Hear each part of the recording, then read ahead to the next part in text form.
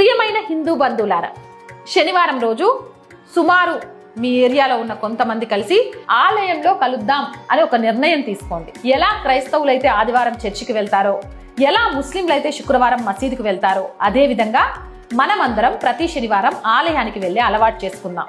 వారానికి కనీసం ఒకసారైనా ఒకరినొకరం కలుద్దాం. ఈ రోజు ఖాళీగా ఉన్న మన ఆలయాలను శక్తి మరియు ఐక్యత కేంద్రాలుగా మార్చుకుందాం. శనివారం 7 గంటల నుంచి 7:30 వరకు ఆలయానికి తప్పకుండా వెళ్దాం. ఒకసారి ఊహించండి, భారతదేశంలో లక్షలాది ఆలయాలు ఉన్నాయి. ప్రతి ఆలయంలో 50 నుంచి 100 మంది కలిసి శంఖానాదం, ఘంటానాదం, హారతి ధ్వని ఒకేసారి వినిపిస్తే ప్రతి శనివారం సాయంత్రం 7 గంటలకు మొత్తం భారత్ భక్తినాదంతో మారుమోగుతుంది. హిందువులు ఇంత పెద్ద సంఖ్యలో ప్రతి వారం ఆలయానికి రావడం ప్రారంభిస్తే అప్పుడు ఎవ్వరూ హిందువులను ఎగతాళి చేసే ధైర్యం చేయరు.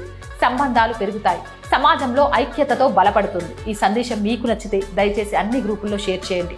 ఈ రోజే ఒక సంకల్పం తీసుకోండి. శనివారం సాయంత్రం 7 గంటల నుంచి 7:30 వరకు మనం తప్పకుండా ఆలయానికి వెళ్దాం. ఈ సందేశాన్ని కనీసం 5 గ్రూపులకు పంపండి. కొంతమందికి పంపకపోవచ్చు, కానీ మీరు తప్పకుండా పంపుతారని నాకు నమ్మకం ఉంది. నేను హిందూ అని గర్వంగా చెప్పుకుంటున్నా. మీరు